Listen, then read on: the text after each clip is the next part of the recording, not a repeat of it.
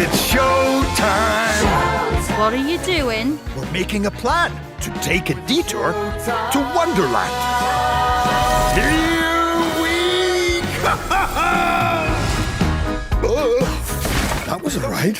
It's been a while since we've seen you in sort of song and dance mode. I mean, were you looking for a project that could sort of give you an opportunity to get back in the musical mindset again? Yes, I'm always on the lookout for something that is different, is going to take me by surprise. Quite often, it's not what I was looking for, and that's why it takes me by surprise. But I have been missing singing a little bit. I did not expect to be doing this movie. I was very busy at that point, and then I read this, and it grabbed me, and I was like a dog with a bone. I couldn't let it go. And we had to, and it was very difficult to put it all together, but I knew from the second I read it, there was something in there. I thought it was so well written. I love Peter Benton, the director and animator, and the music was tremendous. And I went, I have to, it sounds so crazy. I have to be St. Nicholas. I have to be St. But I want to be a part of it. I think it's going to be special and unique and different. And I think it's going to have a great message. And you throw that all together.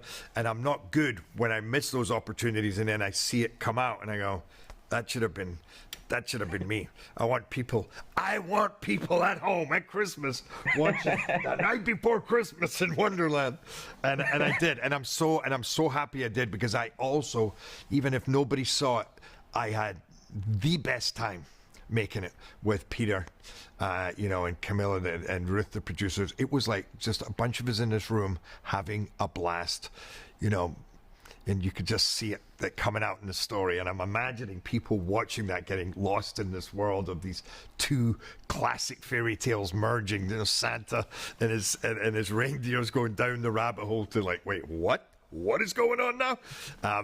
It's just got so much personality and so unusual and yet gripping.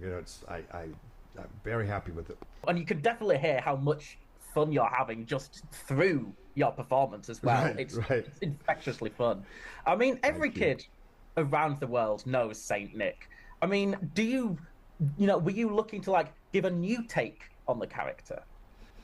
It was very intuitive. This script, when I read it, I got to be honest, I knew it straight away. I knew what I wanted to do.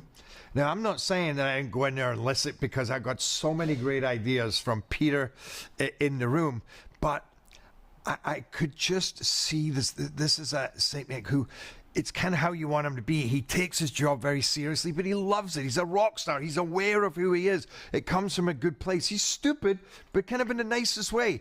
And to get also that color of the fact that he makes people crazy because he is so headstrong, but it's all kind of for this good. He wants to make people happy. He just doesn't see the consequences that everybody else is dragged into behind him.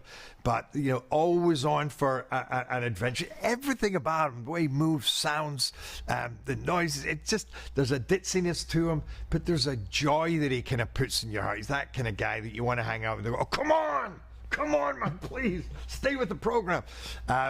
So yeah, I felt I could feel a lot of that intuitively, and I didn't really want to overthink it. I'm like, let me in now. Let me in. I want to go in right when I read the script. Just let me in and let's do this.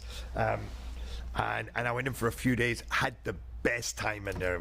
We just had a blast. And I think you see that on the screen. You just feel the fun that all the actors are having, that the animators are having, that everybody involved, the composer. It was fun. And for a new generation of kids, I feel like this will likely be their introduction to the story of Alice in Wonderland as well. I mean, was that on your mind as well whilst recording, that you had this responsibility to pay tribute to that classic fairy tale? I mean, I didn't write the script, but yes, I think that's what was on their mind, and I know that's what I was thinking of, because in actual fact, it was reminding me of the stories of Santa and that world and the night before Christmas and Alice in Wonderland.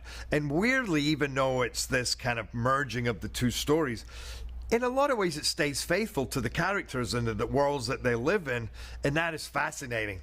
You know, how does that work? What would it be like if Santa ends up hanging out with Alice and they're kind of trying to escape the what's she called, the Wicked Queen, Queen of Hearts, who's still wicked, but you know. So yeah, it felt like it was. Because it got me back into the Christmas spirit. It reminded me of so many of these ideas, and it kind of took me back to being a child again, which I think you'll see in the performance that he's a bit of a child. Was that one of the main attractions, though, to like make a sort of throwback to the sort of animated movies you grew up loving? Absolutely. Yeah, I know that's what they were.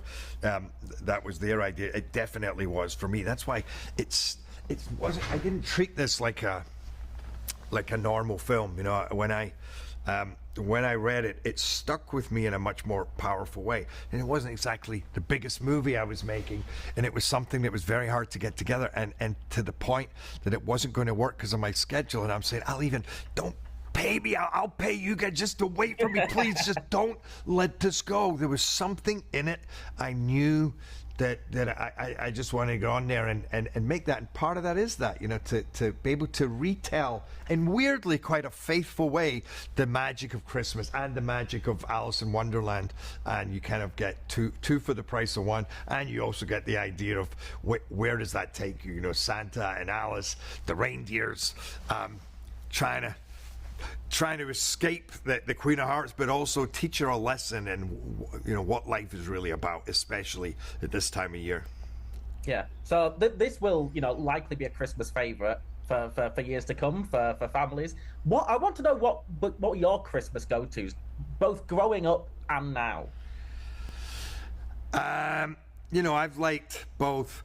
What did I like? I mean, I grew up with The Wizard of Oz. And I think the old one, right, which shows my age because it didn't seem that old to me. I guess it was a bit old even then, but I loved it, and I didn't know any other Christmas. We all sat and watched that movie. But along the years, you know, you've had very different versions of, you know, Bad Santa, Elf was great, Miracle on 34. You know, you got the kind of, you know, Scrooge, which is, in a way, this is another retelling of that. So there's been various different ones. I have to say, recently I haven't really had a Christmas movie, and that it's not like I go home now and there's a particular movie that I watch. Another reason why I thought, wait, I don't really know Christmas movies now, so it would be kind of nice to make one and go, well, there you go, for anybody's interested, there's a really lovely Christmas movie. Because I also think this is a great movie for everybody to watch. There's an infectious, fun feeling having now seen it like that brings people together. The atmosphere in the room is great. Afterwards, everybody's smiling. They're all, you remember this, but that was cool. That was, even when I talk about it, I'm more like an audience member, or like a family member, kind of getting excited. But it's, I don't think anybody will regret like diving into this film at Christmas. Yeah, no, it's great to just hear your enthusiasm for it. I'm in the Christmas spirit just talking to you, Gerard. It's been a pleasure chatting with you. And yeah, congrats on the movie. I think people are going to have a great time with it. Thank you, man. Well, say hello to Leeds. Good, really, I like, they're good people. Great accent as well. Yeah, well, you're welcome anytime, Gerard. Come on over from glamorous LA to Leeds, please. All right, I will. Okay. Take care. Okay, bye-bye. Thank you.